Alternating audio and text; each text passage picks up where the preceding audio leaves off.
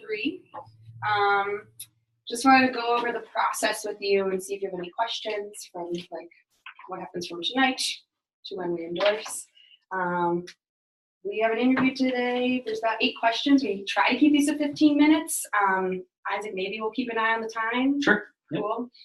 And we'll just let us know if we're running late. And then tomorrow we'll be sending out all of the questionnaires and recorded interviews to our voting eligible members here in Burlington.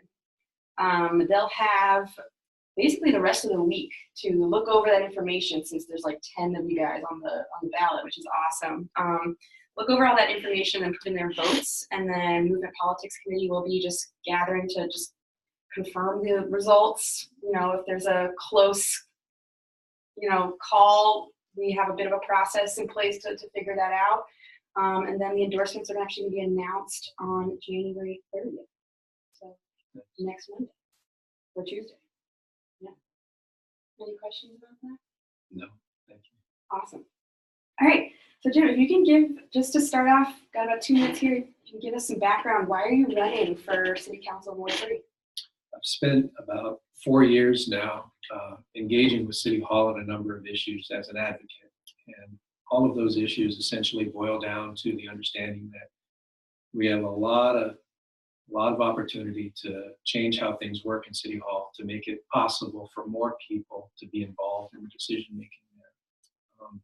I've found barriers to participation. I've found inherited culture. I found leadership personalities that are all resistant to new people, new ideas, or any positive pressures on their current agendas. And having experienced that firsthand, and being a person who values empathy in leadership, I feel it's imperative that somebody step forward and start putting some energy into not just the issue by issue governance of the city, but also the structural governance. And I recognize this so plainly, and I think others do now too. We're hearing this in other candidates' platforms, and I'm just somebody who has the confidence to step towards this concern and address it in what I expect to be a very civil and persistent way.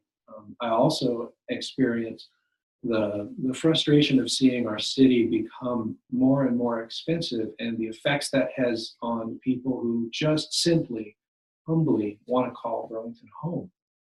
Knowing that seniors will be forced out of their houses, that young people who graduate and want to live and work here can't, that artists can't find affordable rents under $1,000, that when the city talks about affordable housing, it's not affordable if you're not middle class standards.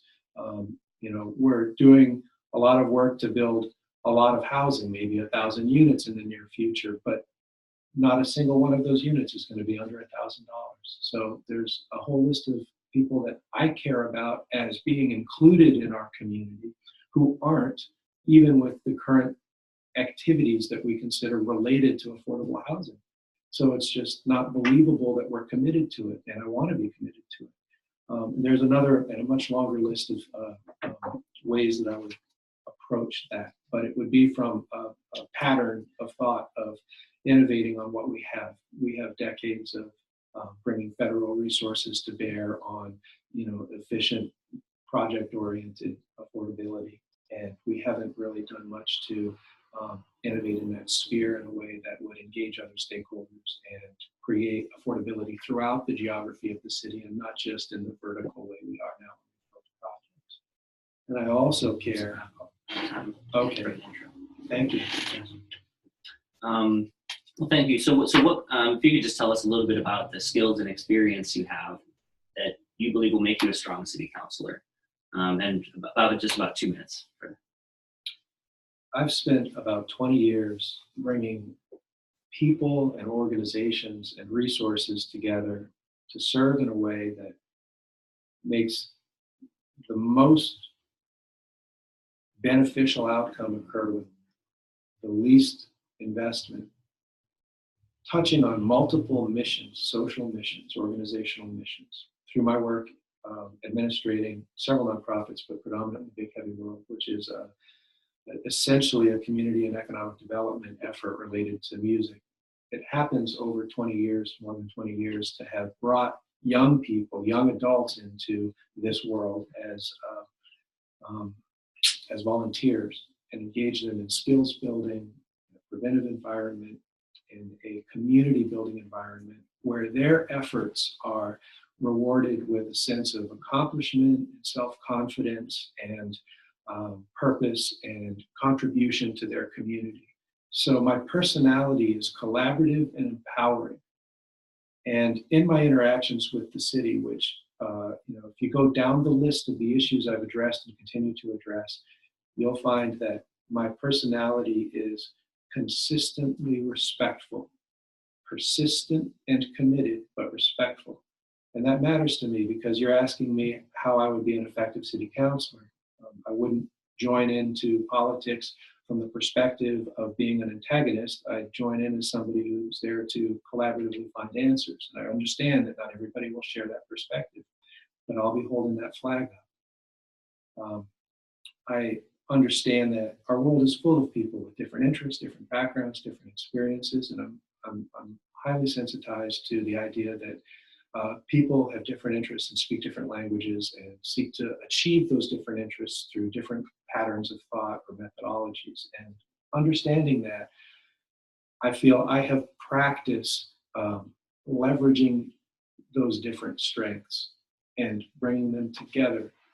So I think when I'm solution finding as a leader in city council, I'll be looking in every direction for the answers. Great. So we've got about a minute set aside for hearing about all of your campaign experience, whether or not that's for yourself in anything or for anybody else helping somebody else.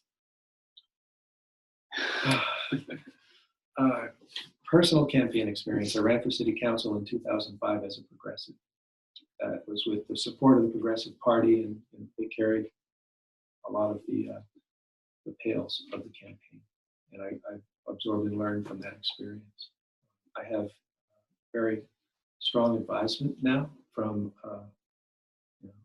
kitchen cabinet that's very responsive to what I represent as a candidate. My platform is one that they are very supportive of, and they bring some experience that's qualified to it. So I have the structure of a campaign in place at the moment that I feel good about. We have our first literature out. Our website is, it's a nice aggregation of what I represent, I think. And it's at ivotelockridge.com if anybody cares to look further at the platform and a blog of a lot of the experience I described as having over the last few years in relation to City Hall. And the next question, kind of building on that. Yeah.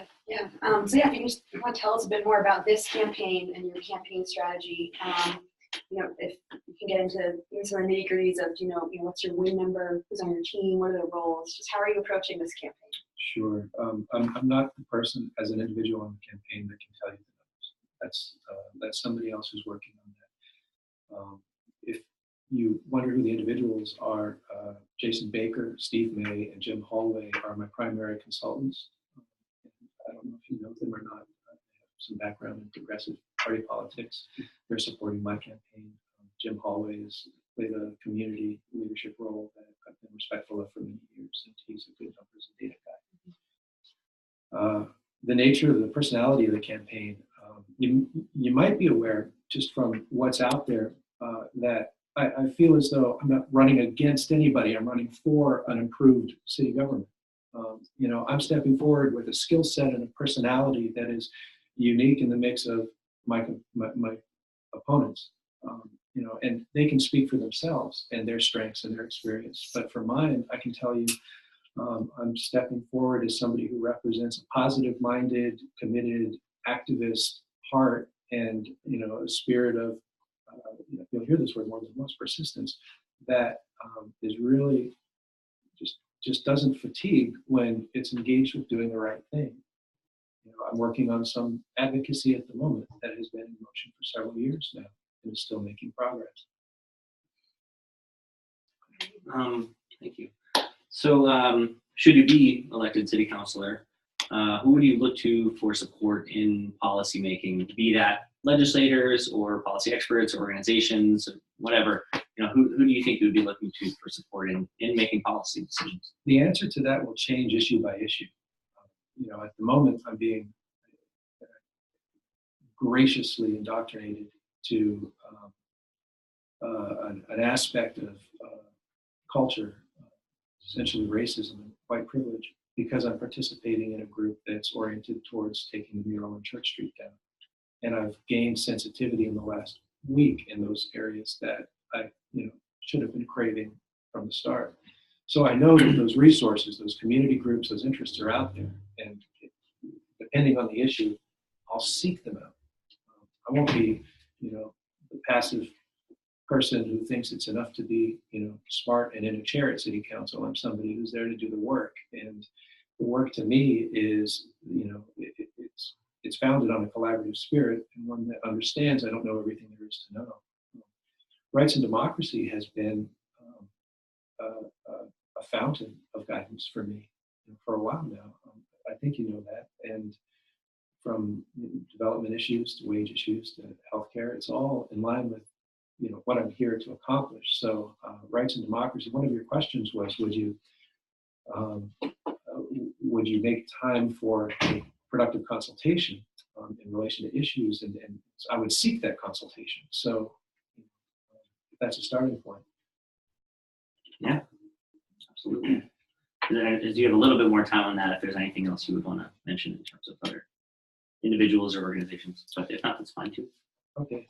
I'm happy to move on, but I will say that I'm running as an independent, and I have been running as an independent from the start because I don't want anybody making assumptions about who I'm willing to talk to. I know that the answers or the pathways are going to come from unexpected places. So, when I say I'll look around for information that helps us accomplish what we're there to do, that'll be a really wide open door. Did you not seek the Progressive Party endorsement though? I did as an independent. Oh, as an perfect. Okay, thank you for clearing that up. All right, thank you. Next question kind of has two parts. We'll try to do about a minute or a minute and a half. So the first part is, what is your vision for increasing participatory governance in your ward and how you would implement that?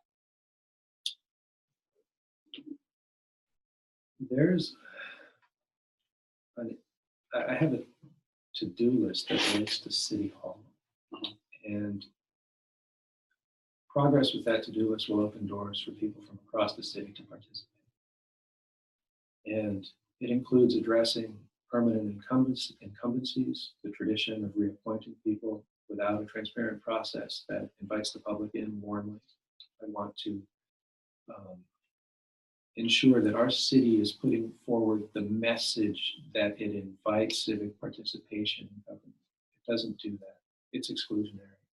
Its traditions don't reach to include the public. Even its public input processes are irregular and uneven.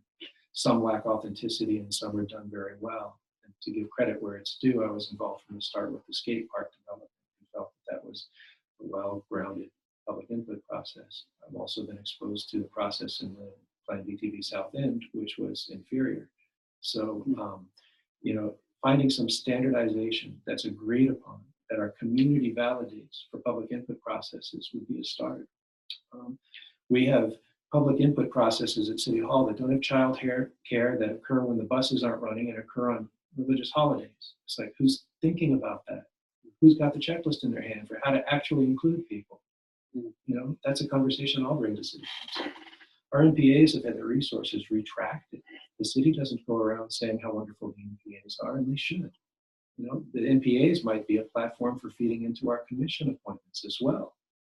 Multiple city councilors will tell you that people are appointed through procedures that are rife with favoritism and politicization. Maybe we need a geographical, award-oriented appointment process, something to explore. So, is that helpful to understand? Very, very. Absolutely. Next quick part to this is, how will you interact with those who aren't in support of the People's Platform? or those who have more economic or social power against? I've been interacting with the mayor for years. And the mayor's words for me are respectful and persistent. And I've been at odds. And we've made some progress.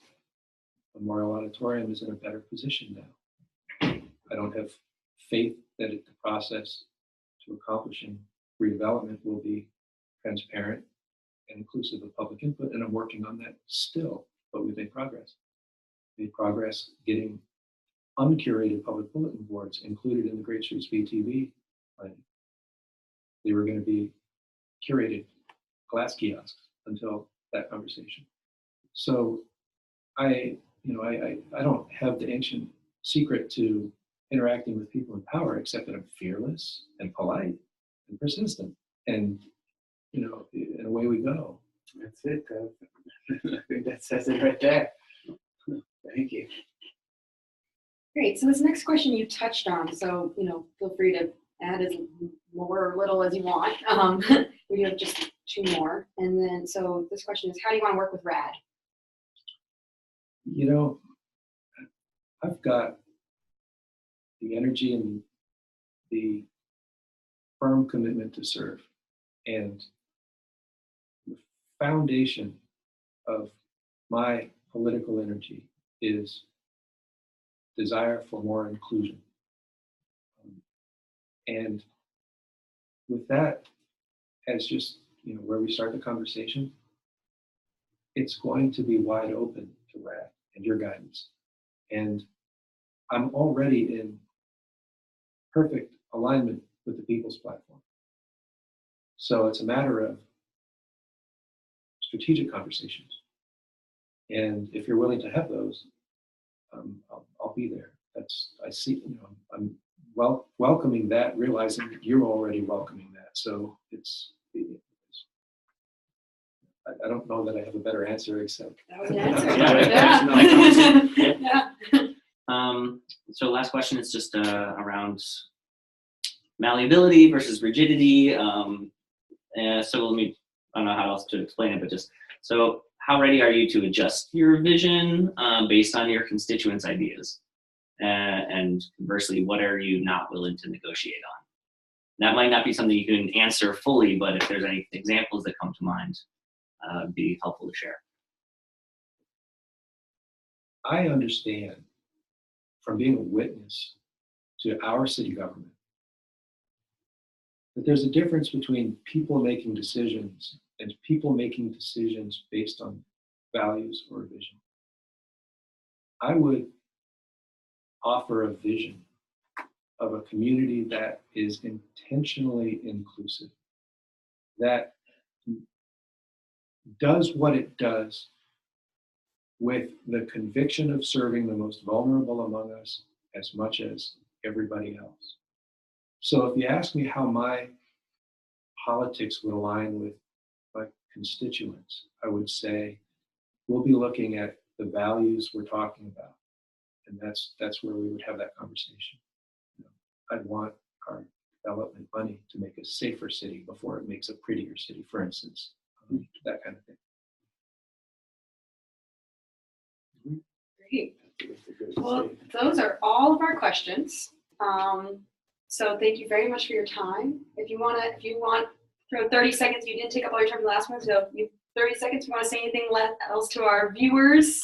Well, thank you, and to everybody out there, thank you for this opportunity. I'm grateful for it. You guys are gracious, and this is important decision making that you're doing, that we're all doing in March, and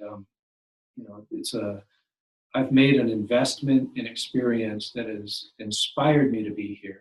I'm not here for any reason other than being devoted to change making, and I'm very happy to be part of your continuum of making the world a better place. So for this opportunity alone, I'm appreciative. Thank you. Thank you, Jim. Great. Yeah. Thank you very much. All right. we don't need to. Did we pause this? Yeah. Shay usually comes in. Upper left, there's a pause button. We'll grab them in a moment. Just watch your language until he pauses. I'm just gonna walk out of the room. Yeah. Thank you. Yeah, thank you.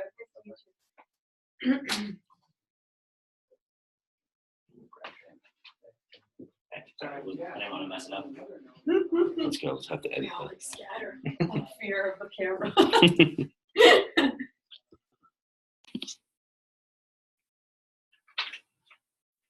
All right.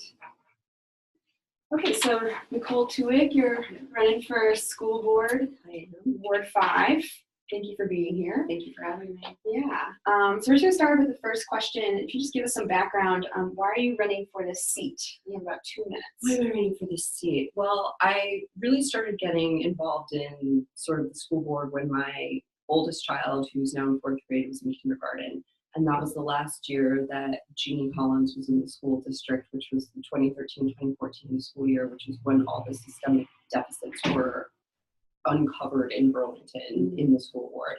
And that year, I went to about 30 hours of finance committee and school board meetings, just sort of voluntarily, just trying to find out what is going on here. I mean, I'll be the first to admit I'm a flatlander. I was born in New York City. I grew up in New Jersey. I went to public school. But education has always been sort of something that I worked in. I worked in development, first at my alma mater, and then when I moved up here to Burlington, I worked at UVM College of Medicine and Development. So education is something that's always sort of captured my attention. And when I was at UVM, we did something which was really innovative for that early time period, which was we converted the loan fund that they had to scholarship because students were graduating with so much debt already. So once my kids really started getting into public school, this became an interesting thing to me. I was like, what is going on here at the school board level? And so getting involved with that, and then that year in particular, my daughter was the last year that had paraeducators permanently in kindergarten. And that was the year that that for the following year was the year that they were then cut. And since then, we've seen the ramifications, both teachers and parents, of what that means to lose paraeducators at the kindergarten level. And that has still not been restored to this point in time. So after that year is when I joined and started volunteering with the FOE, which is Burlington Friends of Education, which is a nonpartisan effort to help get the school budget passed every year. So I've just sort of continued with that interest. Sure. That's good. That's good. Okay, do you want to give the next question? Yeah, thanks. Pretty standard one. So what are the skills and experience that you think will make you a strong school board candidate and a member once you join? So living here in Vermont, like I said, other than working for UVM, after that, I was really fortunate to join a small marketing and communications firm. And while I was there, the bulk of my work revolved around working with state programs here in Vermont. So I was really fortunate to work with Department of Children and Families. I worked with the Child Development Division for 6 years, which is a subdivision of DCF. And one of the big programs I worked on there was the development of the STARS program, which I don't know if any of you are familiar with that, but it's the state program that rates child centers and home providers in Vermont so that people can find quality child care in the state. Outside of your national accreditation programs. And that also helps, it's dual because it helps parents find childcare providers, quality childcare, and it also helps providers on a path towards better achievement to improve their childcare. So that was something I worked on. And then I also worked with the Child Care Advisory Board, which was a state mandated, it was a governor appointed council commission that had to report to the legislature every year on what the status was of quality childcare in Vermont, licensors, and where we were falling short for children. So that's always been very interesting to me, and I've really followed that topic closely. I've worked for the Vermont Department of Health on projects, including programs for lower income Vermonters, barriers for Medicaid recipients to access oral health for their children, the Ladies First program, which a lot of people are familiar with, which is also for lower income Vermonters to get healthcare for like over 50. The State Action Nutrition Plan, which is also for lower income Vermonters to get healthy foods through different programs that they, through WIC and other things, and Secretary of State's office. So, and this has also led to, then I worked for the past 6 years on school and campus safety across the country. So all of these things really contribute to my fostering of all these aspects that come together in K-12 school systems. Cool, thanks. Thank you. Sure. The next question, in just about a minute, can you tell us your experience with different campaigns, either personally in your own past or for other people that you may have helped out with? Like I said, I think because I've worked on a lot of these state campaigns, that's really significant for me. Most recently, because of my work in campus safety, I've worked for the National Center for Campus Public Safety. And we were mandated by the Obama administration to develop a trauma-informed training for investigating and adjudicating campus sexual assault, and training campus administrators on how to do that. And right now, you see that it's predominantly you see that a lot in the higher ed level, but K through 12 schools are actually about 5 to 7 years behind, because most sexual assaults and harassments actually happen before kids get to college. So this is an area that I'm very interested in, because the Burlington schools are actually very far behind in the proper policies and procedures in sexual harassment, sexual misconduct, bullying, and they're very reactive and don't have proper procedures and grievance policies for parents to follow. So being involved in that and the It's On Us campaign has really motivated me to have that trickle-down approach to K through 12 where it's lacking. And then if you could tell us about your current campaign to get on the school board. Sure. If you want to tell us about what's your campaign strategy, if you have a win number, who's on your team, what are their roles. It's okay if you don't know the answer to all those questions, but whatever you can flesh out in terms of like what's the kind of infrastructure for your run for school. So for me, I think my overarching campaign strategy is really about building coalitions. I've made a real concerted effort to reach out to a lot of teachers in the district and hear from their side what's going on, what they feel is working in the district and what is not. I think there's an important voice to be heard. I've had some people come back to me and say, I think you should downplay your support for the union. And I don't really agree with that. I mean, in general, I think unions are very important in this country, because when you talk about income inequality, they are like sort of the last stalwart against the oligarchy and special interest groups in this country. And so for me, I think, and my husband works for the state, he's a union member. And so I think reaching out to everybody is really of critical importance. And really my campaign focuses on needing to bring everyone to the table to support public education, and needing to bring businesses to the table, needing to bring retirees to the table, to really have everyone understand that everyone is a stakeholder in public education, and that school districts sort of are the heartbeat of communities, and that everybody has buy-in. And they're an economic driver. They bring families here, they bring businesses here, they contribute to property values being held up. And I think that we've sort of missed the boat on that for a long time. And that's why you have a lot of people not engaged in the public education process in Burlington. And that's sort of where I stand. But I have Chris Hood as my treasurer. He's a teacher over at CVU. He's been very involved. He volunteers for the FOE as well. He has for years. He's sat on the Champlain Elementary School PTO. His wife is a teacher in Burlington. So I have some other people who are, inviting me to speak and do housewarmings and things like that, so I can get out and meet people. But for me, it's really hearing what they have to say, as opposed to really me just always talking about what I need to say. Great, thank you. So the next question, and I feel like you started almost going there, and this is just like 1 minute or two. What is the current budget option you would support as a school board member? Well, in terms of percent, or in terms of like, how are you asking me that question? Like in terms of what was put forth by the superintendent, or so I do not support the cuts to any elementary school teachers. I think raising the classroom sizes, especially to the schools that were mentioned, is really off the table for me.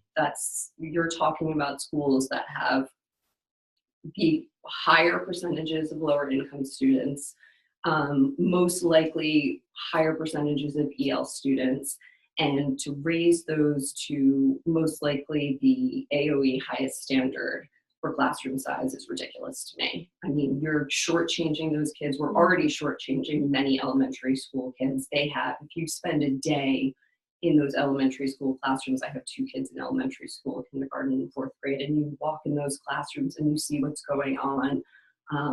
You just can't do that. It's just ridiculous, and it's off the table for me.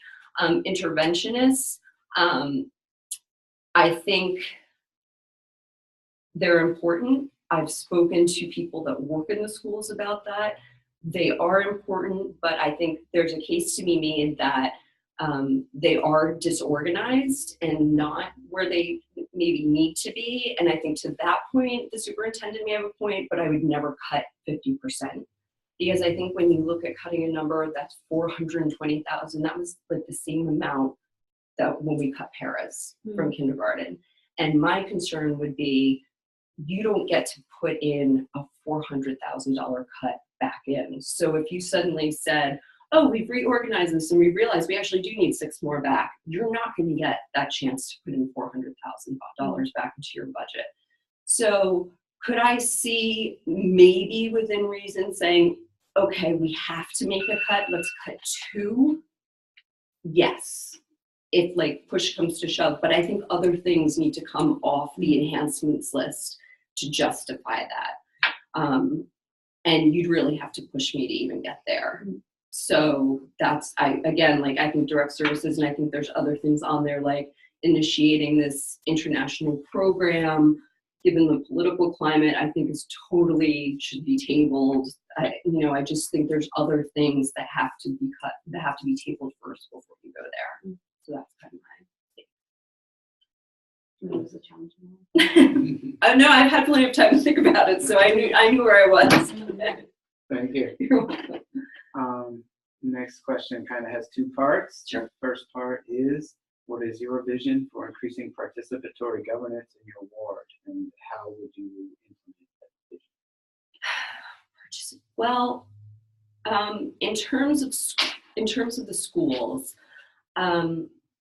I have an overall problem with the adoption of the policy governance model that has been taken on in the past 2 years. The policy governance model is one that originated in the 70s by Carver, and there has been a lot of research around that when adopted for school boards, and how there's a lot of research that's especially been done in Canada on it. And if you look at that, there's some notable failings that I think have come true here in Burlington for that. It gives, when you adopt policy governance at a school board level, you give a superintendent an inordinate amount of power. You have a breakdown between school boards and staffs in that there's a disconnect. The boards usually don't know what's going on in the classrooms and the programs that are happening. Has been described as almost like an abdication of duty by the school board. There's a lack of communication between the school board and the public. I think we see that. There's also a known what they call a lack of transparency. I think you also see that, and people are frustrated by that. So for me, I know that there are some models out there. I think City Market runs a policy governance model where they've done it successfully. There are some questions whether or not the policy governance model conflicts with our city charter for the school board. I know people have brought that up and it hasn't been looked at. So I really think we need to review whether or not the policy governance model is good for Burlington, because I do think it disenfranchises people from getting involved in the school board and puts people sort of at an arm's length. And I think we really need to be working on much better communications with the public and bringing them into the process. And I think we haven't been doing that. Okay. And the next part of the question is, how will you interact with those who have more or less economic and social power, or who don't support the people's platform? So, I think engagement is a problem across the board. I mean, I see things even at the PTO level in Burlington. There's all sorts of discrepancies where we're marginalizing people by the most simplest of things, by the times we hold PTO meetings that don't allow working parents to come to these meetings. I mean, it's something that's so basic, but yet, it just is happening.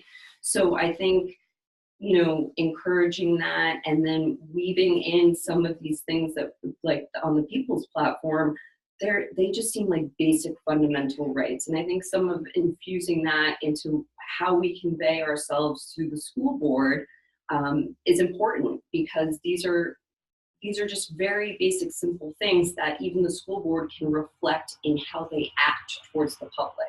And I don't think we're doing that. I don't think the current school board is doing that.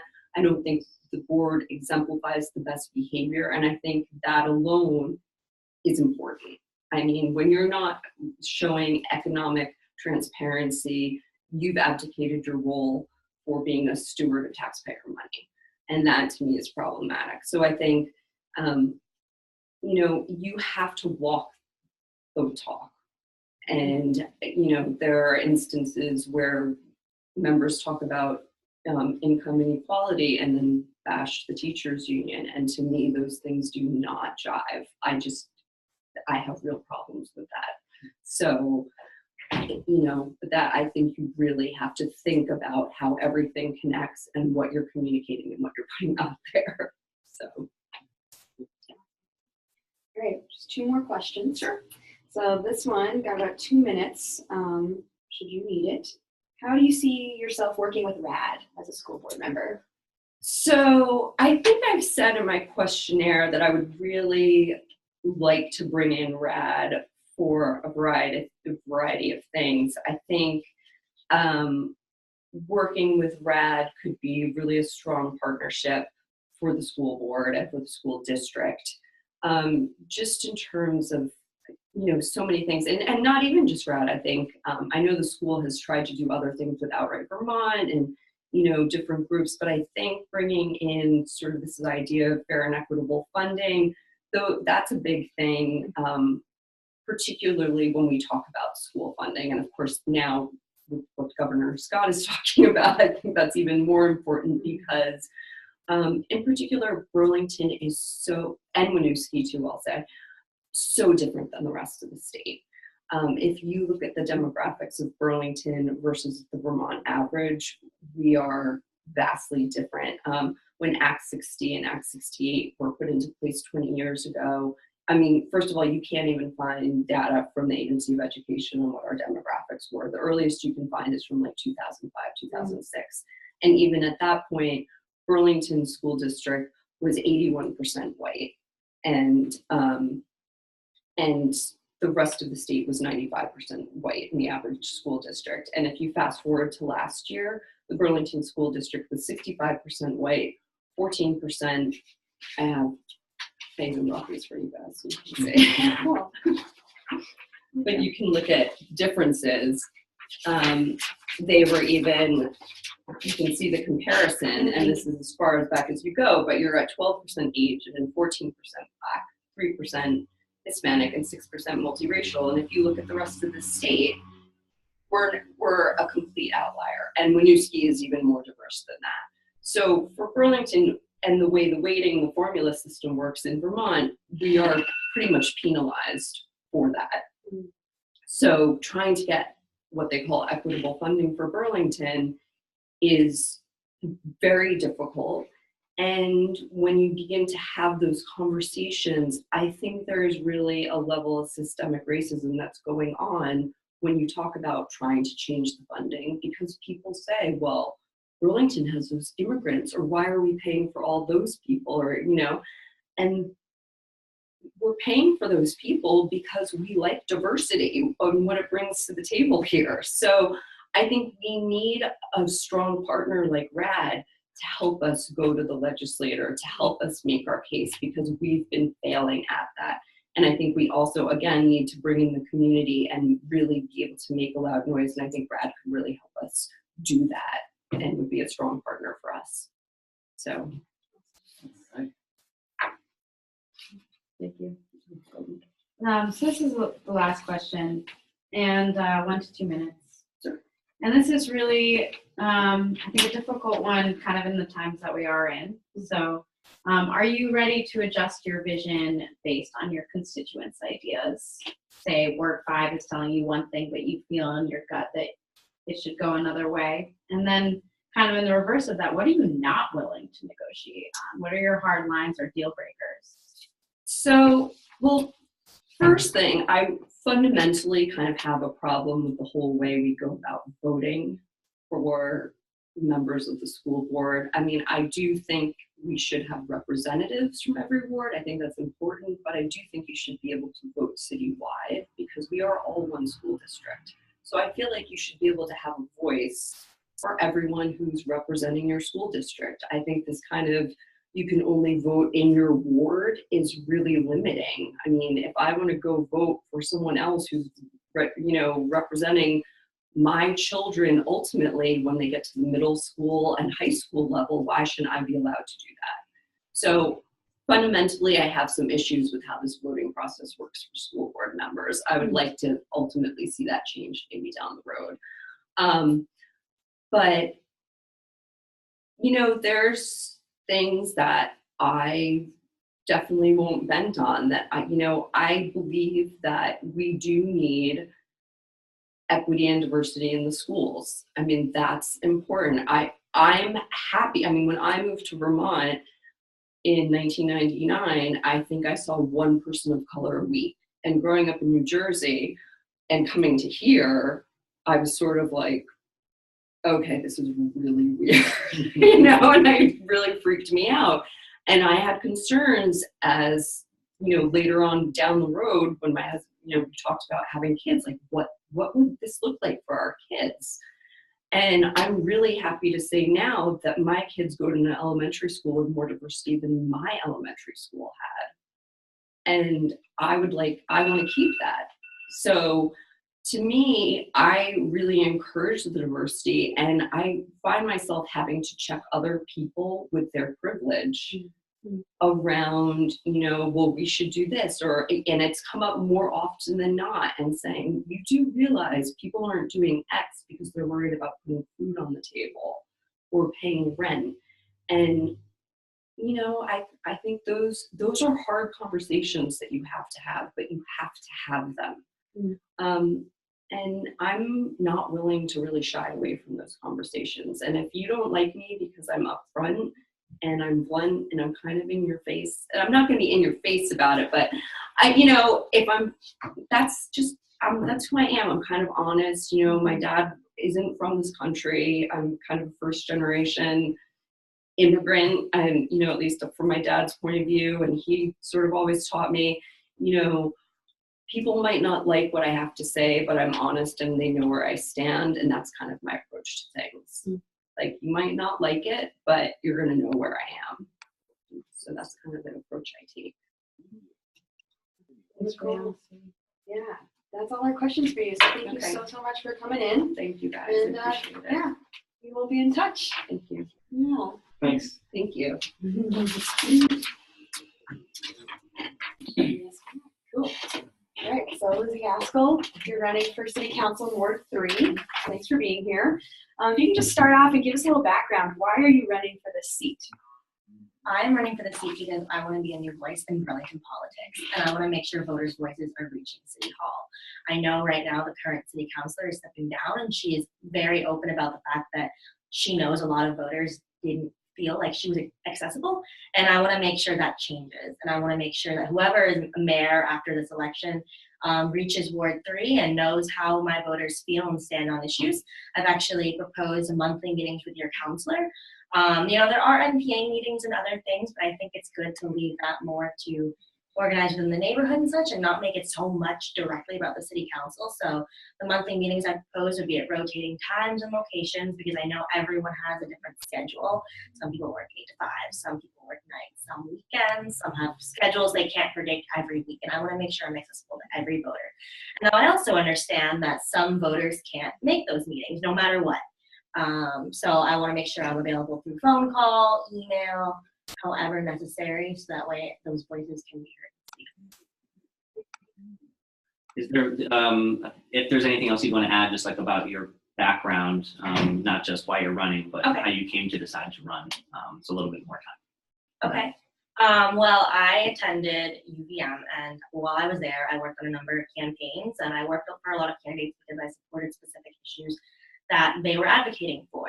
So I decided to run for city council because I'm also passionate about working on the opiate crisis that we have here in the city, and work on increasing affordable housing because I understand those issues on a personal level. In terms of affordable housing, I grew up in an area where finding an affordable place to live is pretty much impossible.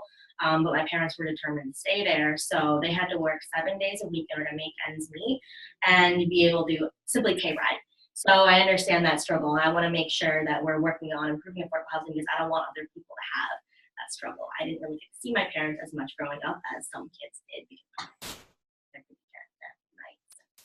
all over the place. And in terms of the opiate crisis, I don't have any members that are addicted to opiates, but I grew up with a father that was addicted to alcohol. And so, that affected my family for a long time. So I know what addiction looks and how that can affect a family. And I know that recovery still is a long process. He still goes to AA meetings 3 times a week, and it's a battle that you continue for the rest of your life. So I want to make sure that there are ways that people have to access treatment, and I want to make sure they know what's out there and make sure they're also able to access it. So making sure they're able to get there, such as rides. And sometimes people honestly don't know what they have access to when they feel helpless. And I want to make sure that people have a way to find that out, whether increasing the number of safe injection sites that we have, starting safe injection sites, and expanding the needle exchange program. I want to make sure that people have options. So tell us a little bit about, so that kind of did cover some of the next question. That's Okay. great. That's great. But that we just wanted to ask about, what are the skills and experience you have that you think will make you a strong city councilor? Okay, so I've worked on a number of campaigns, and through that, I know how to organize. And so I know how to work with others. I know how to work with a wide variety of perspectives and different people. And I want to be collaborative with other opinions because there's no right or wrong answer to a lot of issues. There are some wrong answers. If you ask Donald Trump what, he wants to do with things, there are, wrong answers there. But I want to make sure I'm able to work and collaborate with other city council members. And I think I'm able to do that through all the work that I've done in politics. I'm also a really hard worker. Since the day I turned 14, I could legally work. I've worked, full time in the summer, and all through school I worked, and in college I worked, anywhere, 15 to 20 hours a week, and in the summers I worked 60 hours a week. So besides that, I will work hard. I will run circles around other city councilors, and the amount of energy that I have, I think I can bring a brand new perspective to the table. All right. So our next question is, what specific campaign experience do you have, either running for anything for yourself or helping somebody else, helping out on their campaign? Just about a minute for that. Okay, so I started out working on the 2015 town meeting day elections. I specifically worked for Carmen Schools because I wanted to advocate for a young woman that was a student that wanted to work to better relations between the university and the city. I also worked on David Scher's state senate race because he wanted to advocate for criminal justice reform. I thought that was really important. And the thing that I really liked about David is that he understood you can't incarcerate your way out of problems. Like, that's what to go be a crisis, you have to deal with them hands-on and treat people through, increasing treatment centers and so on. I did a lot of data entry for last spring's town media elections. I worked for Jane Odell, Richard Dean, and Joan Shannon. Background. Awesome. All right, and if you can tell us more about this campaign and your strategy, feel free to get as nitty gritty as you want. What's your win number? Who's on your team? What are their roles? What's it looking like? About 2 to 3 minutes. Okay. So my win strategy is to knock on as many doors as possible. I'm hoping to get close to 500 votes.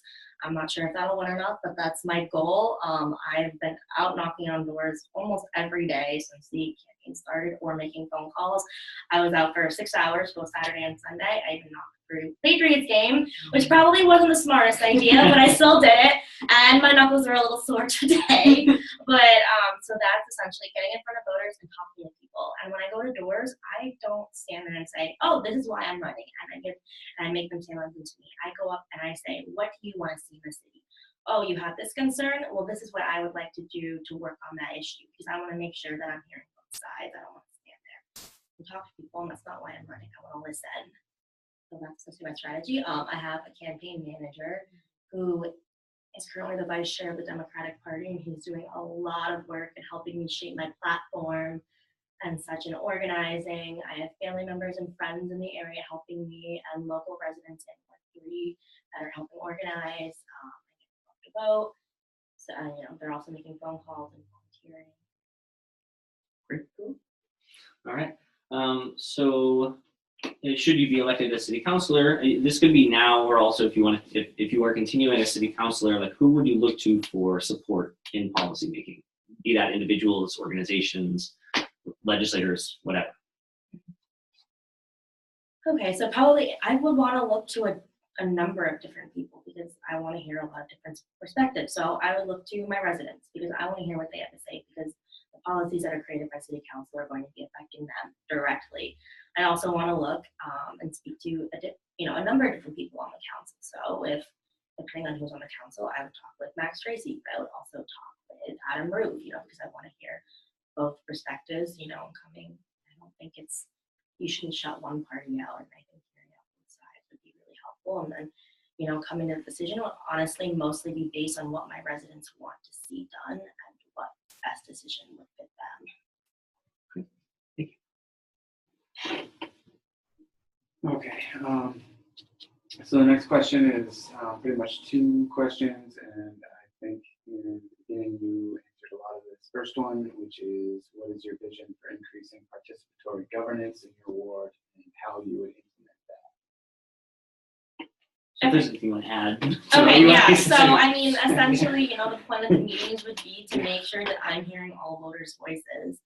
And I have been doing a lot of work since I came to Vermont, engaging young people and encouraging them to step up and helping them find ways to be heard, whether it be, running for an officer position in a club or getting involved in a campaign.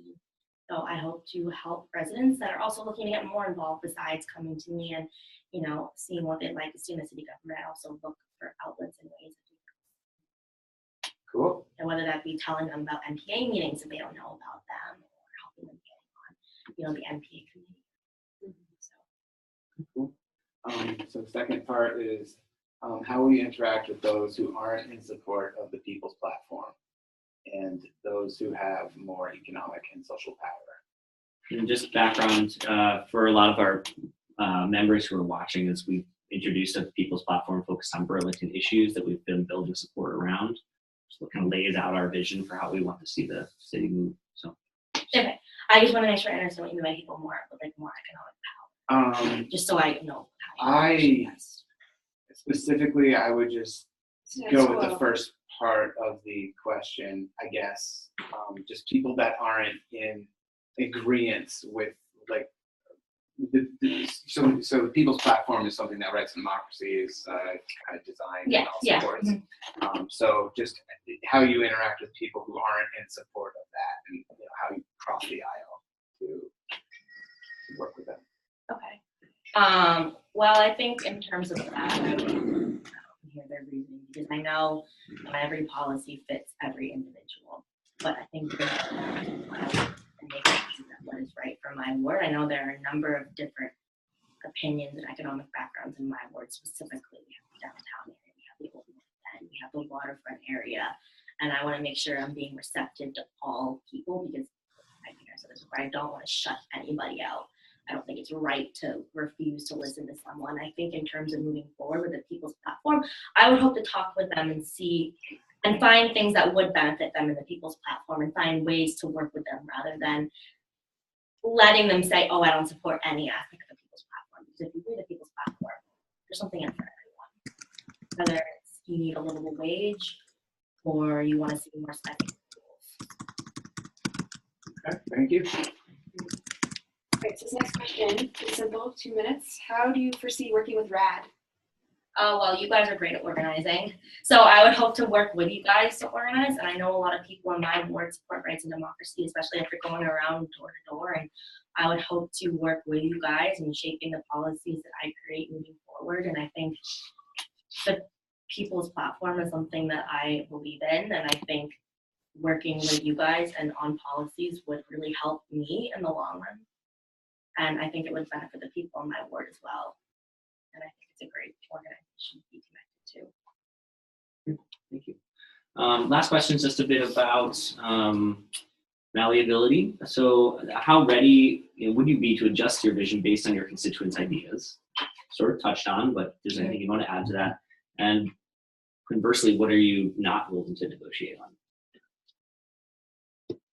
I don't think I'd be willing to negotiate on not working on increasing affordable housing. Like I know there are people out there that don't support things like inclusionary zoning, but I can't morally do that. I think everyone deserves an affordable place to live, no matter what your economic background is, no matter what there are different circumstances for reasons for why people can't afford places to live. And I don't think it's right to not work on that. And I think especially specifically with the opiate crisis, I mean, I think you have to treat the issue. You can't ignore it. And it affects people in neighborhoods that don't have addicts in their family as well. So I think those are the two issues that I wouldn't be able to ignore because someone came up to me and said, I don't think those are, important, or I don't think, why would we do, those aren't issues that I'm willing to All right. Well, that's all our questions for you, Lizzie. Okay. Thank you so much for coming in tonight, and we'll be in touch. Yeah, thank you very much for having me. It's nice to meet all of you. Yeah. Thank you. And thank you, viewers. Oh yeah, thank you, viewers. All right. Yeah. All right. So Brian Fine, you are running for City Council Ward 3. Thanks for being here. To kick things off, you can just give us some background. Why are you running for this seat? You have about 2 minutes for this question.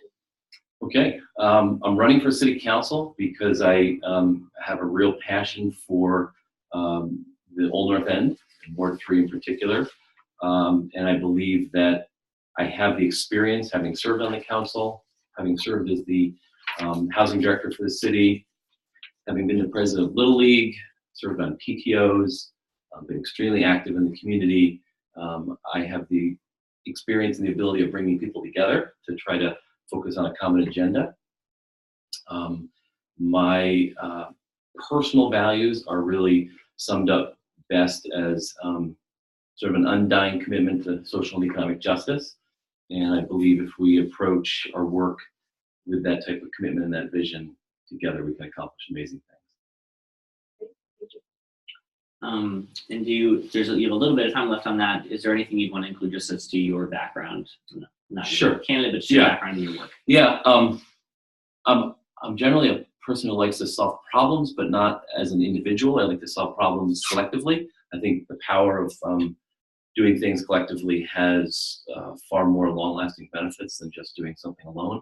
An example would be when our first son was born, the playground at Battery Park was a wooden structure that was just full of splinters and everybody was complaining about it. And I started with a few neighbors to organize, and 2 years later we raised $35,000 to replace all the playground equipment, all the trees. We added trees, brought in water fountain, and really made improvements. And part of what we did was work with Beansies, the yellow bus, to get customers to contribute and then use that to drive more support. And we built a lot of support for that. Great, thank you. So some of this you touched on a little bit, but what skills and experience do you have that you think will make you a strong city councilor? Kind of, adding on to what you've spoken about before. I started political organizing at UVM as a student for Sanders, is what we called our group, because Bernie had a very hostile city council, and he couldn't get anything done. And our priority was to give him support. And so we organized and knocked on hundreds of doors, registered hundreds of students. I was a notary public at age 19 and registered probably by the time I was 30, I'd probably registered 500 or 600 people to vote easily, maybe more. But it went from sort of student and campus organizing to tenant organizing with VTI, when VTI was a more activist organization. We had a tension between this direct service focus of CBOEO and the need to organize and mobilize tenants and get tenants really involved, as opposed to just provide direct service, which they needed, or I should say in addition to, because it was always the tension was people need their heat kept on. They need to be kept in their apartments, and VTI was, as an organizing group, we were really focused on building a political movement, a tenants movement, and unions were falling apart in Burlington, and the only way to really be a sort of a progressive grassroots activist was through progressive politics or through tenant organizing, and a lot of us just went with tenant organizing because it was where we could make the biggest impact. So I did that, and we passed, really, never say, I didn't do any of it, but as a group, all the ordinances in Burlington that were models for the rest of the state were done through VTI's efforts, and it was literally door knocking. We door knocked every door at Northgate Apartments in 1986, and by the late 1980s, Bernie passed, with the city council eventually agreeing to pass a thing to stop condominium conversion to save Northgate Apartments. And it was our work initially that got residents to come out and see that through collective action, they could achieve something amazing, which was take control of their community. And it's the largest resident-owned complex in New England, is Northgate, 336 apartments. And the residents are just today, I'm still on the board because they want to keep a few community members on. I don't live there, but I'm connected to a lot of people there. And the community and the quality of life for folks that would otherwise have been displaced is pretty amazing to be part of. Thank you. So the next question, as opposed to being about your skills and experience, is about your campaign experience specifically, which I feel like you just Touched on. really Yeah. went into depth about. I did actually, yeah. Yeah. So if you'd like to take another chance and go in further depth into actual skills Sure. that you feel like Sure. are strongest. Yep. Yeah. And also in terms of electoral campaign, if you Yes, absolutely. Okay. Yeah, great point. Okay. I have to admit, the first few campaigns I worked on were losses. We tried to get a professor at UVM who was a fairly progressive guy, not as radical as some of our other professors. He was not a Marxist, but he was a solid progressive. Huck Gutman, who's a professor in English. And we knocked on doors throughout the ward and on campus, and we failed. But what I learned about that, and he was a real close friend of Bernie's, he went to work for Bernie. He just retired a couple of years ago. He was the guy who would write a lot of Bernie stuff. What I learned in that experience was that, we had an amazing group of people doing this great work. The candidate himself was not as engaged as he needed to be because we were all doing so much work. And I learned pretty quickly that we needed a person who had the same drive and the same zeal for going out and connecting with people the way you need to. And so next campaign was another city councilor in Ward 1, Rick Musty, who was Citizens Party, broke out of the two-party system for the first time. An electoral victory in Burlington was when they started winning as Citizens Party candidates. And with Rick, we mobilized an amazing coalition of the nuns and the folks connected to the Ahavi Zedek Synagogue, and really focused on the fact that the old guard Dems in Burlington didn't really want to include some voices. People were really left out, and started to bring in and expand the involvement in a way that just hadn't been done. So Rick did, in 1984, I think it was, we got a victory there and started to build more support for progressive ideas in that part of the town. So that was great. And it inspired me to know that someday I was going to run, and I ran in 1991. And I have to say, I was a little scared because I ran against a guy who lived in Ward 3 for, I think, 30 or 40 years. He was really well known. He was a GE engineer, super bright guy, and he had a lot of connections. And I went to meet with someone, and she said, "I'm sorry, but he's my nephew, and I have to tell everyone I'm supporting him, but I think I'm going to vote for you." So it was okay. But as we were in the middle of the campaign, Bush Sr. invaded Kuwait, and all of a sudden, all this hysteria happened around supporting our troops. and I didn't actually support the invasion of Kuwait, so I was labeled as the anti-troops guy. And so I sort of went on the offensive and started to go meet with people at the VFW to show them that I wasn't anti-troops, I was just against that policy. And within 10 days, that war was over, so the guy's issue went away, and all of a sudden I had built new allegiances with veterans that I didn't have before, because I just sort of had the idea that if I go to have a beer with them at the VFW and tell them what I'm doing, maybe I can win them over. These are great stories, but we're running over time. Oh, sorry. So All right. All All right. right. The next question. Yeah, so if you could just tell us about this campaign, the campaign you're running now, your strategy, what's your win number, who's on your team, what are the roles, how's it working? Sure. Yeah.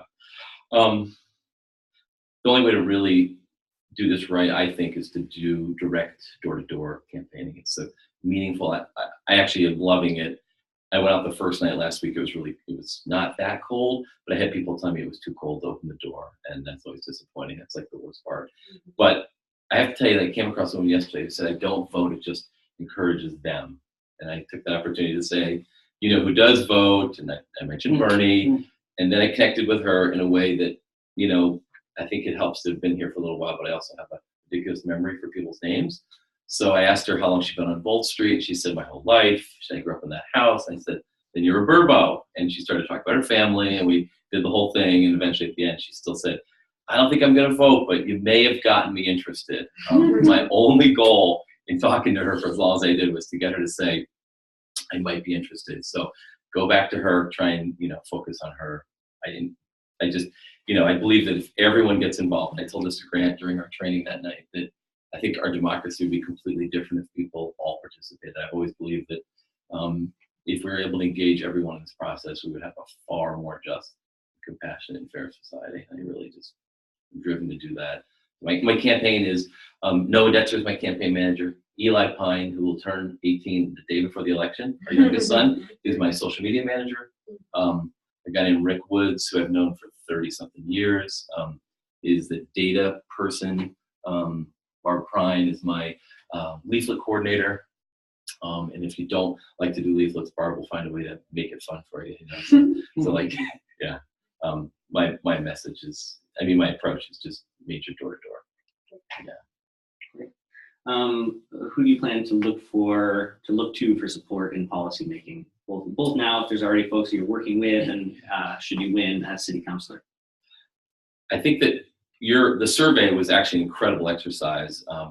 I spent a ridiculous number of hours doing it because I really got into it, and I started literally interviewing people who I felt like would have information that I don't have. And I would ask friends, I would ask UVM professors.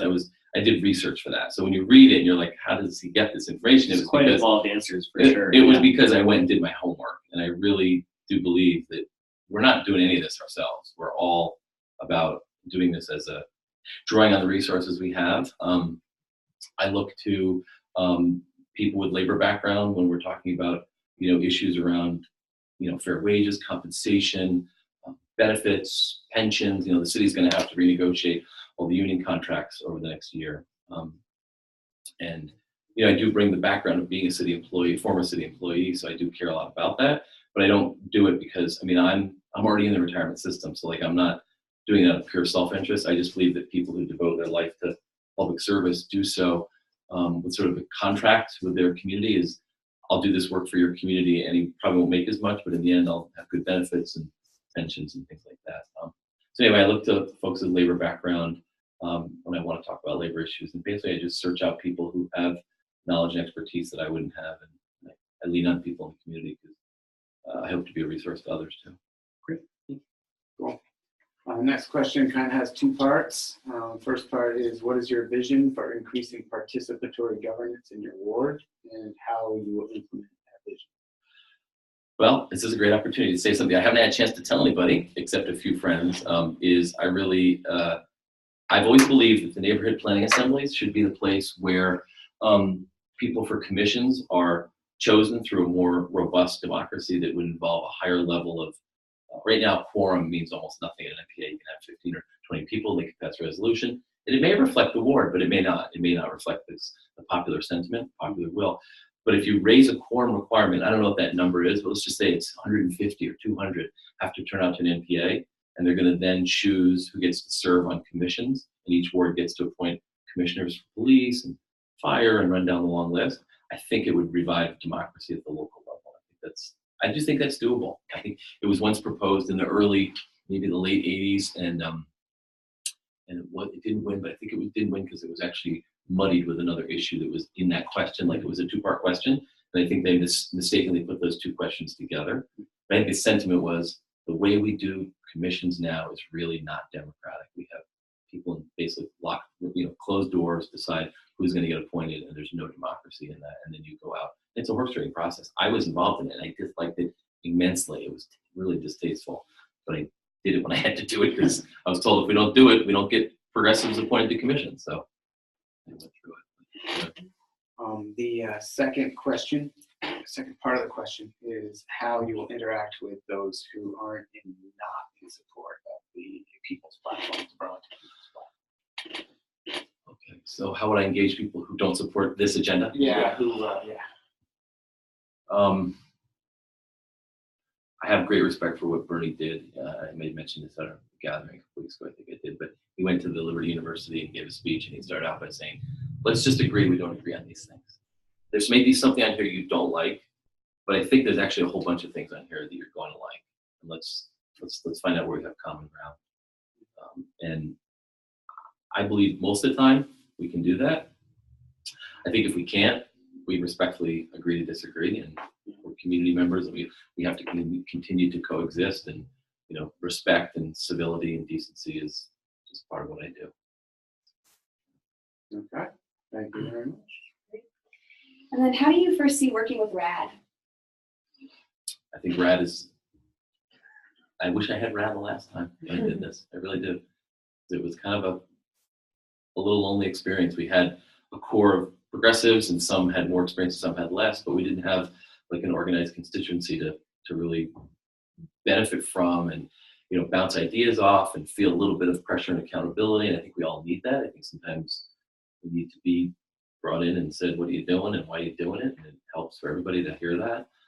There may be times when we don't agree. I don't want to pretend that we're going to agree 100% all the time, but I will be someone who will always welcome the input and take the feedback and be part of the, RAD will definitely be part of my agenda as far as shaping and getting direct feedback from. Great. Last question is about malleability, like willingness to negotiate or not. So how ready are you to adjust your vision based on your constituents' ideas? And what are things that you're not willing to negotiate on? A great example is domestic partners insurance benefits was a concept when I was on the city council that was basically city employees, gay and lesbian couples, but also people who are straight, who are unmarried for other reasons and just weren't a married couple. They got no benefits for their partners, and it came up as an issue. And we took a lot of shit for it politically. Peter Clavell lost his election in 1993 to a Republican over this issue, and I was unapologetic to the voters. I said, I'm really sorry. Civil rights to me, there's no compromise on civil rights, never, ever. And I'm sorry, but if you don't like that fact, vote against me if you want, and I'll go down, but I'll go down at least knowing that I did what was right. Tactics, though, I think are sometimes we can always have different approaches, different tactics, as long as we share the same goal. If we agree that the goal is, ensuring that Burlington stays inclusive and affordable for people of all incomes, and we agree on that goal.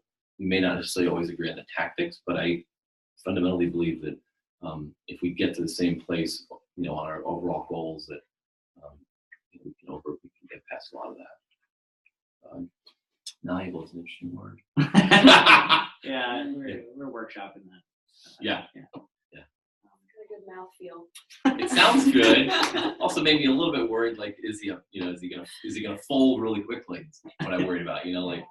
I'm a little firm, but not totally ridiculously firm. I've coached sports for many years, and I do approach it like sports a little bit. Like, you gotta kind of be a little sharp elbowed a little bit, but not like disrespectful. Yeah, well, I think it really came out of a lot of the focus of the questionnaires around participatory governance and really how you're going to serve your constituency, but also you want to make sure, exactly like you said, that there are also some core values that candidates are really willing to stand behind and defend. Should people not be quite where we always hope people are. Yeah. So, Yeah. but I would just finish by saying that around that is that fundamentally, to me, a democracy is giving people, and not giving, but for people to have the power and the agency to fully express themselves. And there are times when people do that and you go, oh, I don't agree with what they're saying at all. But you just having people in the process and feel welcome and feel included, even if in the end you say, I heard what you said and here's why I don't agree with you, I think it goes a long way. I think it goes a really long way. All right, Brian. Well, that is all our questions for you All tonight. right, thank you. Thank It's a you great so process. much for joining Thanks us. a lot. Yeah, Thanks very we'll be in much. Yeah. touch. Thank you very much. All right. Cool. Thanks, Isaac. Fran. Thanks. All right. Laura. Thank you. Nice to see you. Live.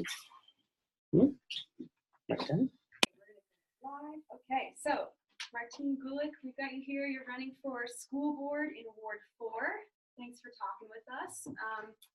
To start out, you have 2 minutes. If you can tell us a bit about your background and why you're running for this seat. So my background is that I've basically been in education for the last 30 years. I started off as a teaching assistant at UVM when I was getting my master's degree and have been teaching mostly high school ever since. I've taught in 3 different high schools in the state, and I've also taught overseas in Prague and in Germany and in France as well. So I've got a lot of experience in education. The reason I'm running is because, to be honest, I've been not super happy with the way things have been going in our schools over the last few years, and I decided it was time to get involved. Okay, if you could tell us a little bit in just about 2 minutes about your skills and experience that you believe will make you a strong school board member. So, as I said, I've been in education in various forms for most of my life. I personally believe that education is the most efficient and effective vehicle to lift people out of poverty, to create healthy communities, healthy and happy communities. It's a foundation of our democracy to have well-educated, curious, engaged people. So for me, education is just extremely important.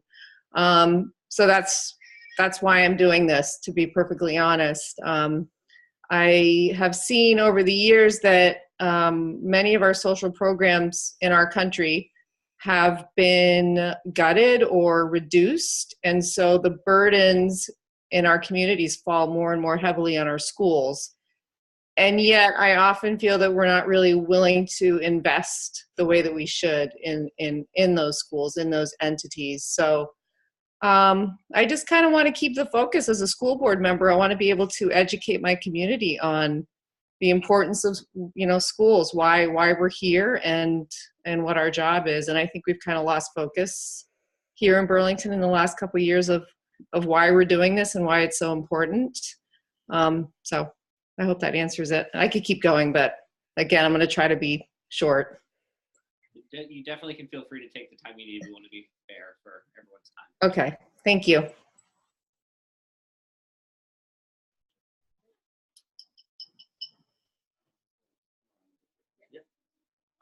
So we are wondering what previous campaign experience you have, either from working on your own campaigns or working with other people to support them.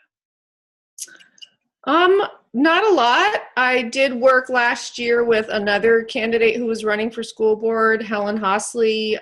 Tried to get her on the school board, but that was unfortunately unsuccessful. Otherwise, pretty much just engaging. I mean, I'm a very active voter and very much engaged in my community's political, engine, but I haven't exactly spent a lot of time volunteering on campaigns, to be perfectly honest.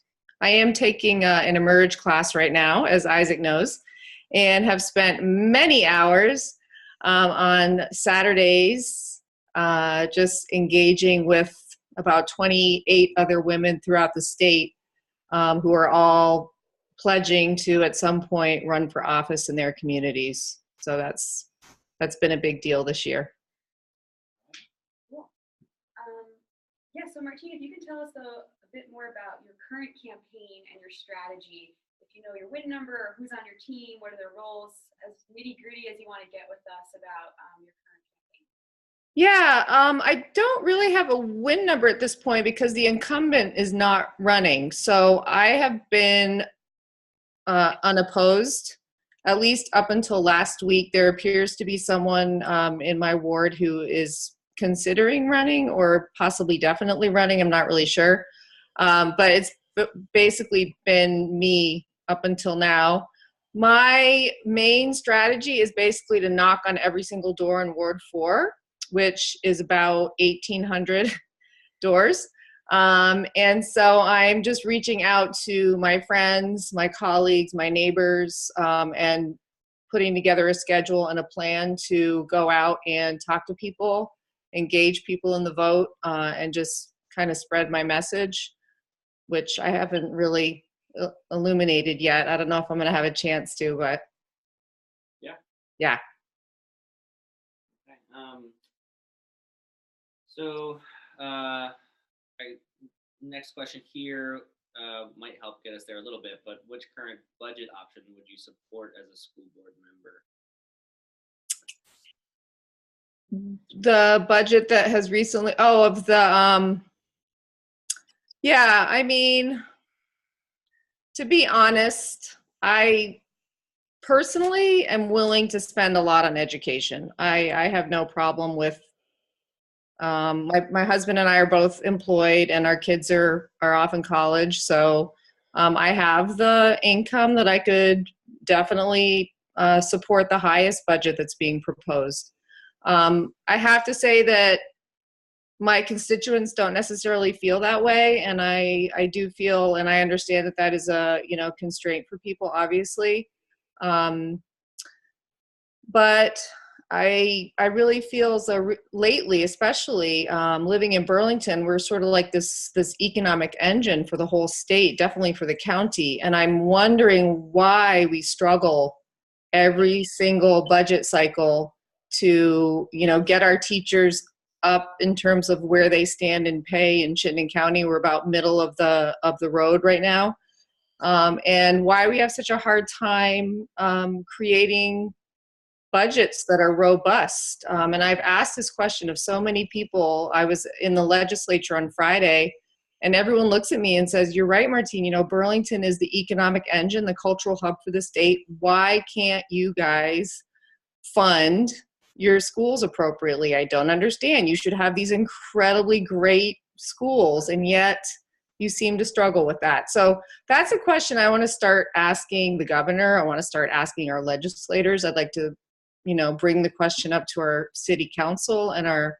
mayor. What is happening? Where's the disconnect between the funding and, and the actual excellence that we expect to see in our schools? So. Thank you. Yeah. Thank you. Next question has two parts. The first part is, what is your vision for increasing participatory governance in your ward, and how you will implement that vision? I am very sorry, Grant. I didn't quite catch that. Okay, sorry. I'll speak a little louder. So what is your vision for increasing participatory governance in your ward, and what is your vision for how to implement that? Okay.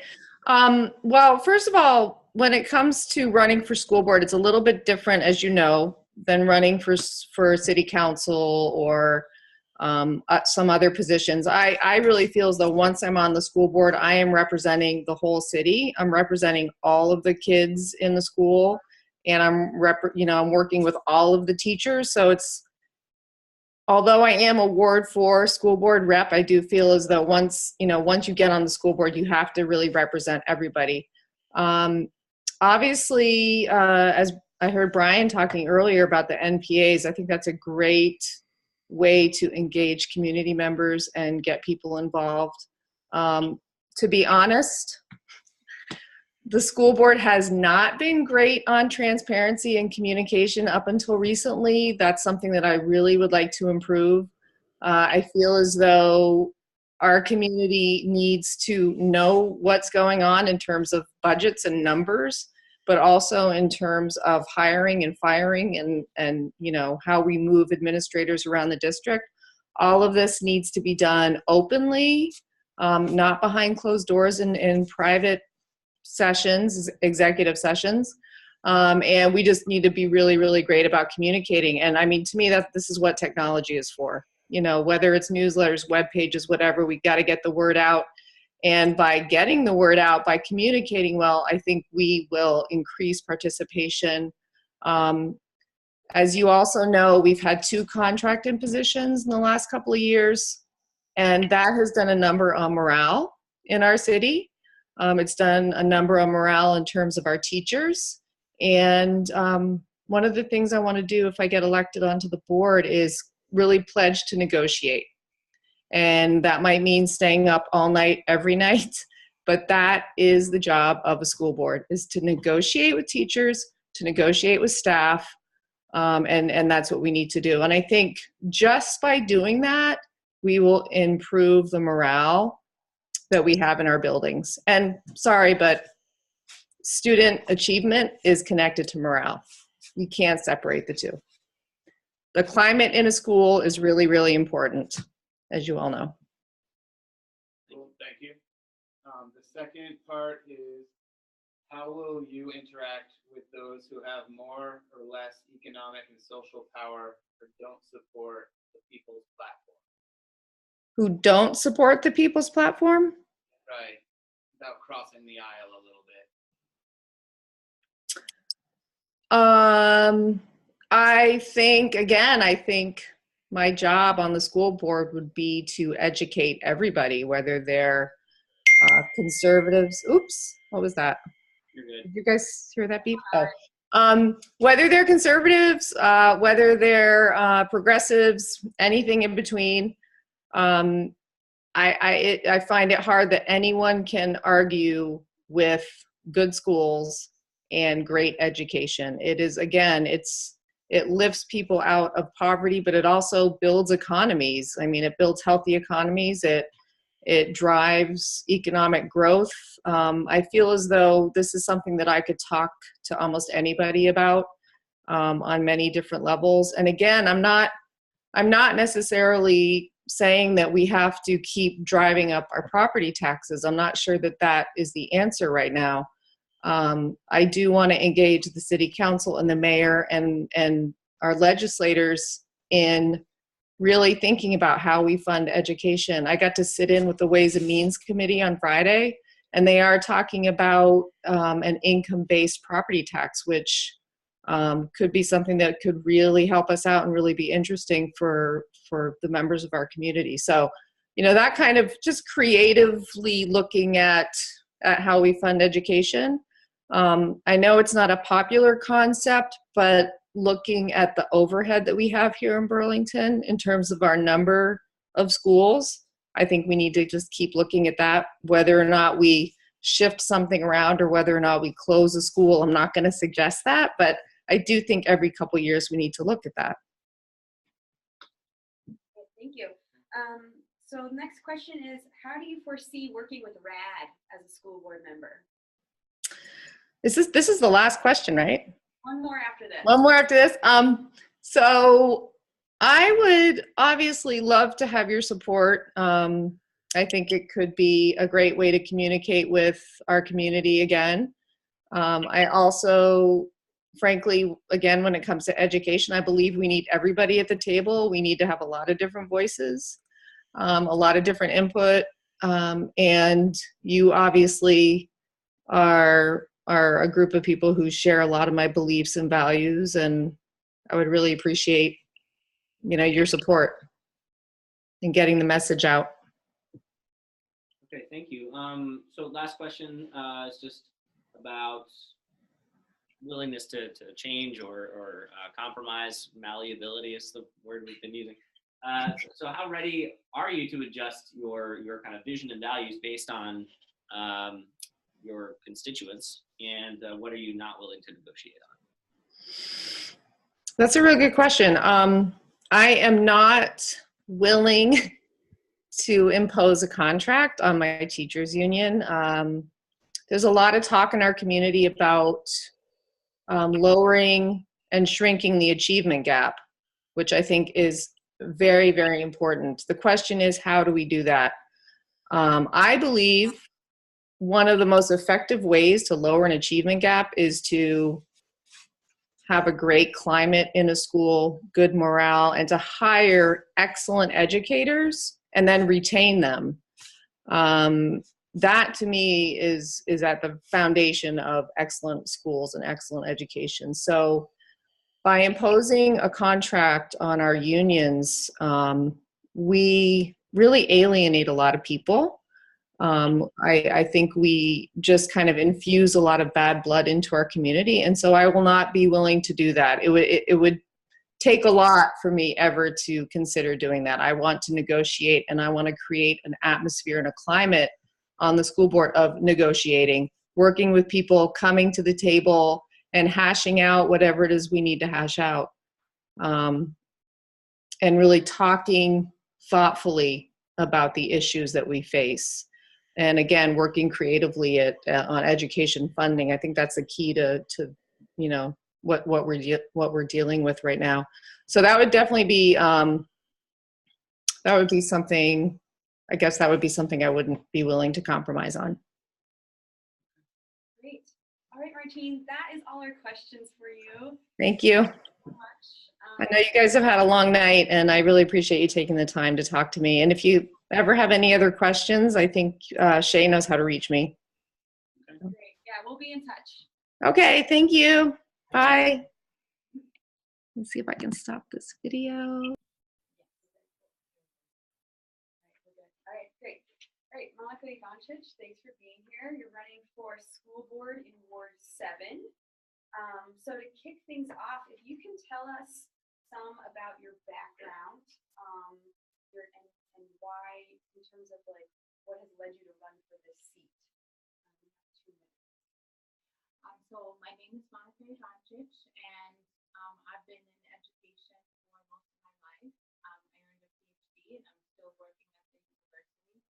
So, I'm kind of familiar with the education process. And then I have a 9-year-old daughter who's a student in the district. And so she's been in several schools in the district just because we only moved here about 4 years ago. So she started at Edmonds and then went to the Sustainability Academy and just switched to the Integrated Arts Academy. So I've got pretty familiar with all those schools. In addition, my husband has become familiar with the school district. He initially worked with Kelly Services and was sent to all of the schools within the district, and has now got a contracted position as a paraeducator at Champlain. So I have connections with several different kind of members of the community, like my colleagues up at the university, people I know from school, like my daughter's school, the families that go to SA and IAA. And then my neighbors have gotten, I live in the North End in Ward 7, Village Green neighborhood. And we have, fortunately, we have a neighborhood with a lot of smaller kids around my daughter's age. And also I was fortunate to move into this neighborhood where people talk to each other and do things together. So I feel like I have a lot of connections, with different kinds of people. And then I'm vested in education and the education process. And having lived in Wisconsin before moving here, I've seen teachers kind of being ill-treated, and that kind of attitude moving across the United States, and feeling some of it here in Burlington,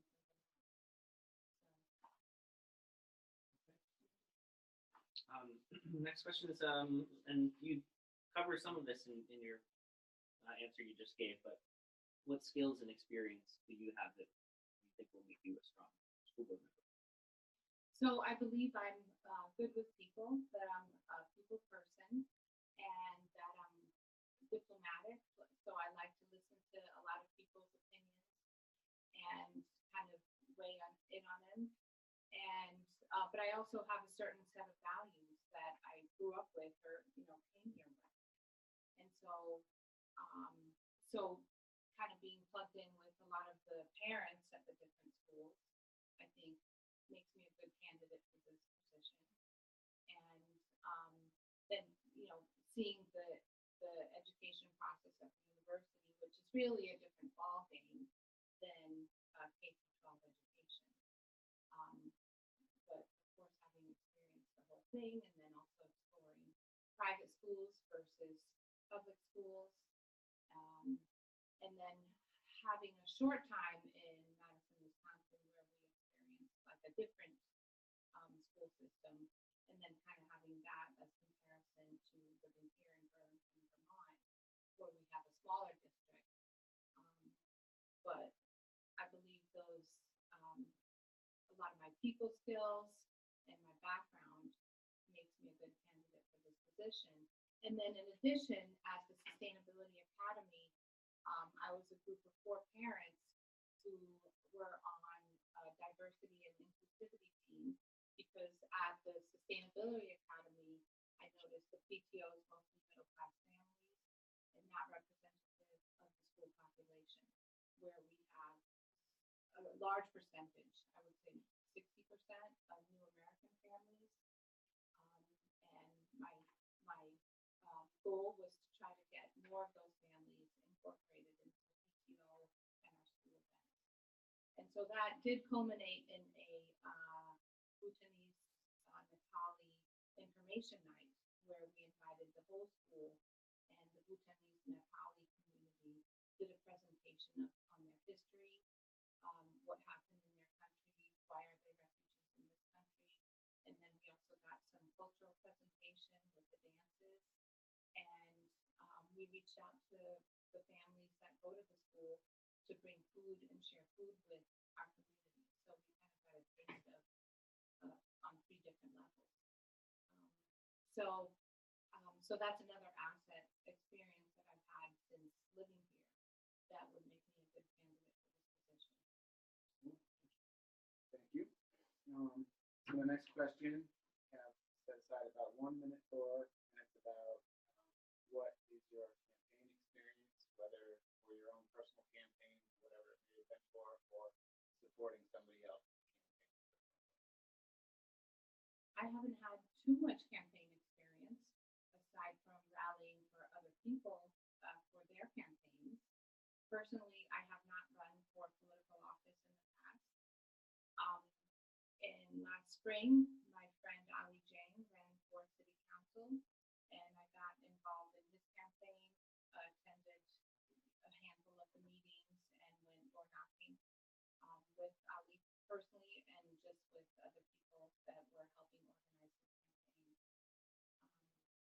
So that's my most recent campaign experience. But otherwise, personally, I haven't ran a campaign. But I think politics can be exciting, and I'd like to give it a try. Thank you. So if you can tell us a little more about this current campaign and your strategies to get on the school board, number who's on your team or their roles. Feel free to get as nitty-gritty as you want with us here, but also feel free to take a picture of where we're at. So just kind of details of my Yeah, campaign so far. How are you getting the word out about running for school board? Like, how are you So engaging with far, your board? mostly Facebook. I set up a Facebook page, and I've advertised the page on Front Porch Forum. I've tried to get friends on neighboring Front Porch Forums, mostly all in Ward 7, once that encompassed Ward 7, to post my statement. So my first thing was like writing a statement of kind of my philosophy and beliefs, and a few goals of what I want to achieve, and why I want to become a school board member. And then setting up the Facebook page where every couple times a week I try to post an update of what's happening. So that's, at this point, that's my what I've done. I think the campaign's still fairly new. I've gotten my petition signature signatures submitted, and I'm officially on the ballot. I believe I'm the only person so far for Ward 7 running for this position. And eventually I will put an ad out in like the North Avenue News. I will seek out like coffees and conversations with people in Ward 7 in different areas of Ward 7. I will attend the PTO meetings at CP Smith and at Flynn. Both of those elementary schools encompass residents of Ward 7. Although my family's been more, directly at the magnet schools because of the school choice. But those are some of my goals in putting out the word.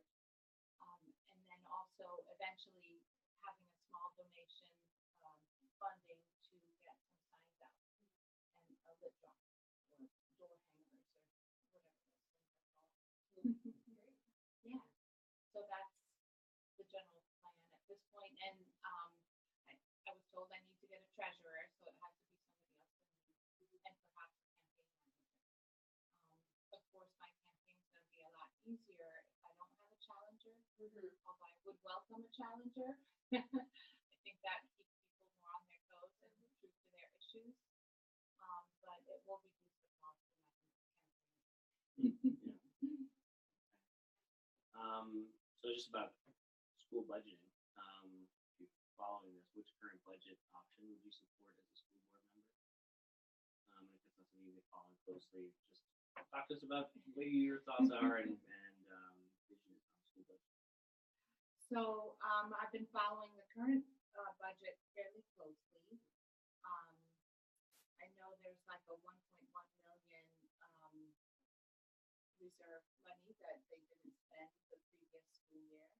I also know that the previous school year they cut librarians half time for SAIA in the high schools, which many of us can agree on, and I guess we only have an excess 1.1 million. There's several versions of the budget out, but if we keep everything level the way we have it, it'll still cost. It will be a 7% increase in our property taxes, the school portion of our property taxes, which is a steep realization. But the problem is, so over the years, Montpelier, or the general fund, I believe that's called, has been paying less and less of that portion is going towards education. For example, in 2000, 42% of that fund went to fund the education fund. Well, now that number has dropped to 32%.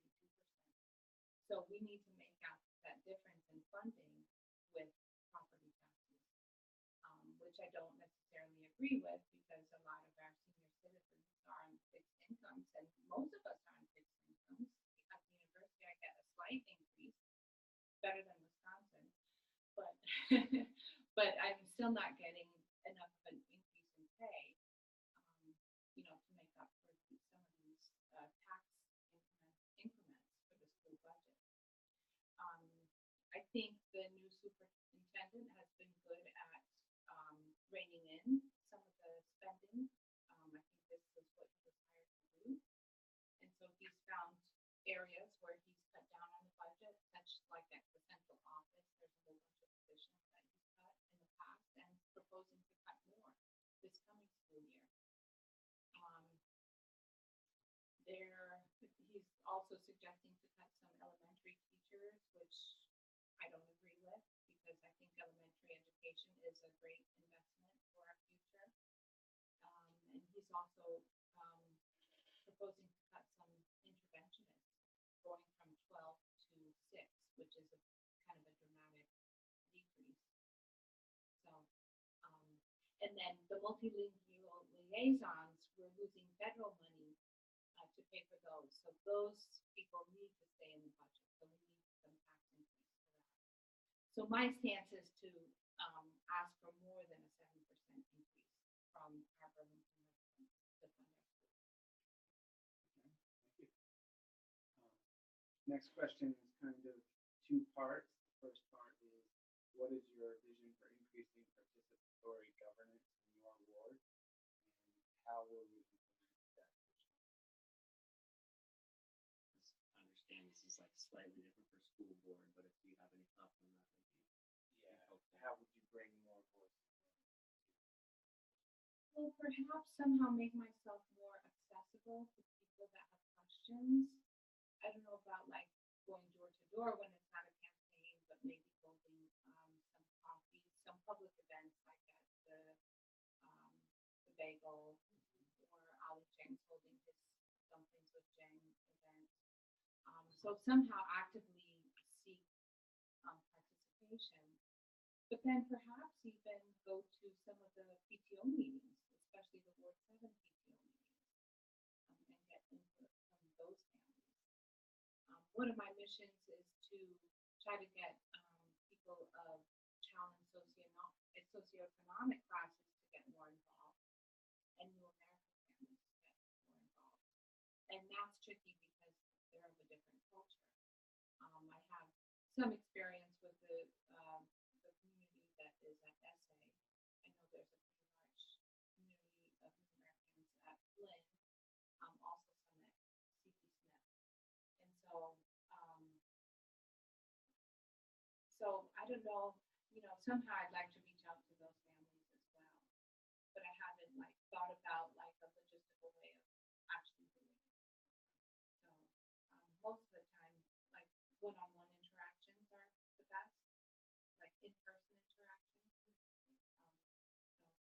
That's a good vision. Yeah. Good vision.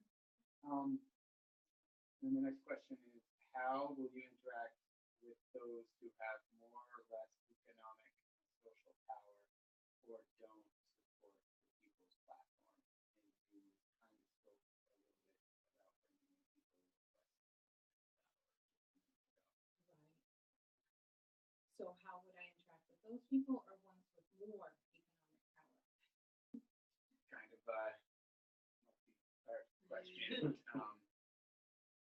So yeah, and I mean, I think more when I ask this question, I think more about how will you interact with those who don't support the People's Platform or people that are kind of on the other side of the aisle from you. Well, I would hope to interact with them diplomatically and talk to them and see where they're coming from. But at the same time, try to persuade them of my opinion and the plight of the less economically challenged people and the plight of the People's Platform. Because I think that that's an important platform for, I would say, the general population, not only for us diehard radicals who believe in a socialist agenda. I think that's a good thing for the population. Like if we look at Sweden or some of those more, Norway, which has recently been in the news, they definitely live by more socialistic means than our country. And I think for the middle class families, that's more beneficial. Thank you. So the next question, this is second to last, is how do you foresee working with RAD? And I think that was in the written question as well. Well, I would like to attend your meetings and then seek RAD's opinions on certain issues that are happening in the school board and the school community in Burlington. I guess I'm not familiar with how RAD is working with such issues currently, but I think that there's some potential there that we could bring things down to the People's Platform level, because the schools are a big part of our community. I mean, we all either have friends with children or have children ourselves, or somehow, children affect our lives. And I would seek RAD's opinion about certain issues and attend your meetings, or maybe down the line if there's some kind of a presentation that a RAD member could do to the school board. I think that would be a positive thing. Lastly, to what extent are you willing to adjust your vision and the policies that you want to have an impact on as a school board member versus what are you not willing to negotiate on? Like, you mean like, I guess, specific school issues like teacher contracts? Well, there was, in the last 2 years, we have had contracts imposed on our teachers. And so that's tricky because I stand with the teachers. I'm on the teacher's side, and I believe that they should be respected. But the board believes that they had legal reasonings or monetary issues that they had to impose on the teachers. And so it's a tricky situation when money's involved, and budgets are involved. But I would try to do everything in my might to support the teachers and the staff at the school, not just the teachers, but all the stakeholders who are involved in our children's education, and perhaps likely vote against imposition. Great, Monika. Well, those are all our questions for you tonight. Great. So thanks so much Thank for you. coming in, and yeah, we'll be in touch with you in the next stuff. Sounds good. Thanks, Laura. Yeah, thank you. Thanks, Isaac. Thanks so Thanks, much. Frank.